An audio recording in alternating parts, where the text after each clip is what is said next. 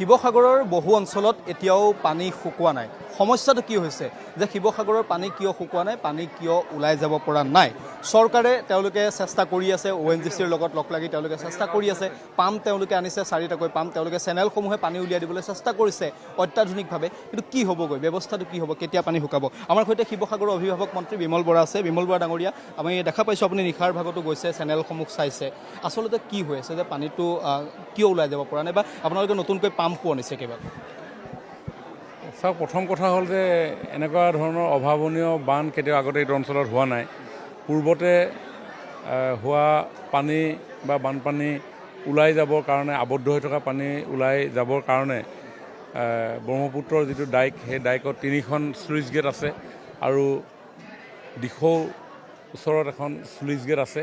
আৰু সেই স্লুইচ গেটকেইখনৰ জৰিয়তে এই বৃহত্তৰ শিৱসাগৰ জিলাৰ বিভিন্ন ঠাইত আবদ্ধ হোৱা পানীখিনি ওলাই যায়।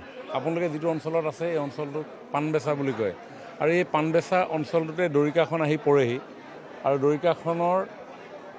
দৰিকাখন এইখন কি পথাৰ বুলি কয়, এইটো কি বুলি কয়?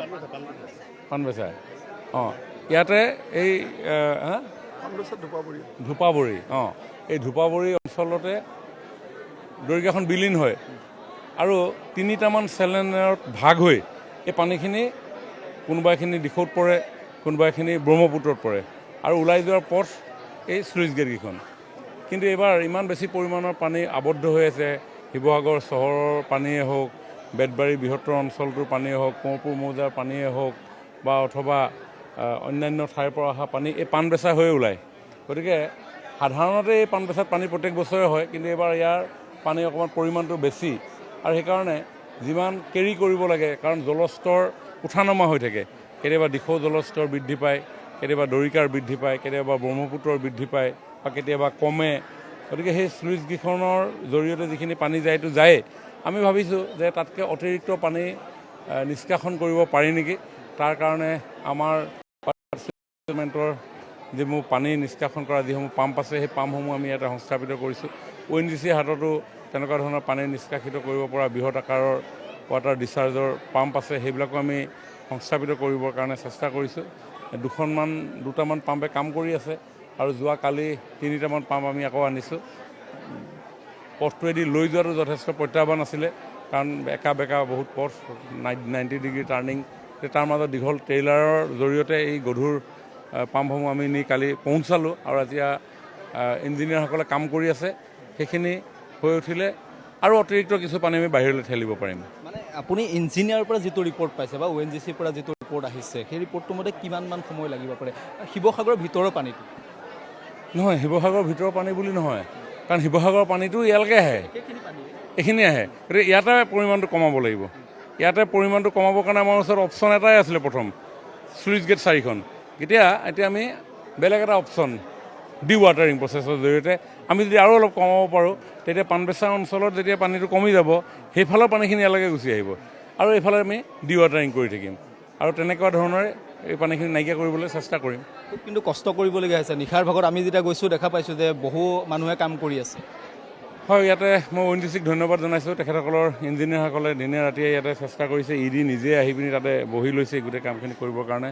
ৱাটাৰ ৰিচোৰ্চ ডিপাৰ্টমেণ্টৰ লোকসকলেও নিৰন্তৰ 24/7 আমাৰ যিকেইখন গেট আছে, চুইচ গেটকেইখনৰ সন্মুখত পানী হোঁতে বহুত মেটেকা লৈ আনে।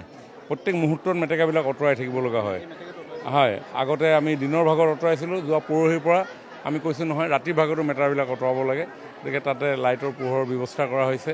আৰু তাত যেতিয়াই মেটেকা আবদ্ধ হয়, লগে লগে তাত নিয়োজিত যিসকল ব্যক্তি আছে, তেখেতসকলে মেটেকাবিলাক আঁতৰাই দিয়ে। আৰু পানীৰ সোঁতটো বেছি পৰিমাণে সেইফালে সোমাই যোৱাৰ ফলত বেছিভাগ পানী ওলাই যাবলৈ সক্ষম হৈছে। এতিয়া দিখৌৰ ৱাটাৰ লেভেলটো বাঢ়ি থকাৰ কাৰণে কিবা সমস্যা হৈ আছে নেকি? নাই, এতিয়া মোটামুটি ইয়াত থকা যিখিনি পানী, পাণবেচা অঞ্চলত থকা যিখিনি পানী, সেইখিনি আউটফ্ল' হৈ আছে। তাৰ ৱাটাৰ লেভেলটো বাঢ়ি থকা নাই এতিয়া। গতিকে ইয়াৰ পানী আমি তালৈ পঠিয়াব পাৰিছোঁ। কিবা কাৰণত যদি বাঢ়ি যায়, তেতিয়া ইয়াৰ পানীখিনি আকৌ ষ্টেগনেণ্ট হৈ যাব। ব্ৰহ্মপুত্ৰ যদি ৱাটাৰ লেভেল বাঢ়ি যায়, ইয়াৰ পানী ষ্টেগনেণ্ট হ'ব। তেতিয়া আমাৰ অল্টাৰনেটিভ এই প্ৰক্ৰিয়াটোৱে আমাৰ কামত আহিব। কাৰণ প্ৰত্যেক মিনিটত আমি প্ৰায়, যদি গোটেইকেইটা পাম্পে কাম কৰে একেলগে, প্ৰায় 2 লাখ লিটাৰ পানী আমি উলিয়াব পাৰিম পাৰ মিনিট।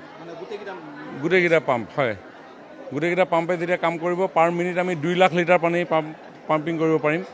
আৰু তেতিয়া মই ভাবোঁ যে বহু পৰিমাণ 2 লাখ লিটাৰ পানীটো কম পৰিমাণ নহয়, গতিকে অলপমান পানীয়ে অসুবিধাৰ সৃষ্টি কৰে। গতিকে 2 লাখ লিটাৰ পানী পাৰ মিনিট যদি আমি ডিৱাটাৰিং কৰিব পাৰোঁ, ঘণ্টাত 2 লাখ 1 কোটি 20 লাখ লিটাৰ পানী, এইটো বেলেগ এটা হিচাপ হ'ব আৰু। তো তেনেধৰণে আমি চেষ্টা কৰি আছোঁ। আপুনি বিচৰা বাতৰি পাব কেৱল নিউজ 18 এপত। নিউজ 18 এপ ডাউনলোড কৰিবলৈ স্কেন কৰক এই QR কোড। গুগল প্লে ষ্টৰতো পাব এই নিউজ 18 এপ।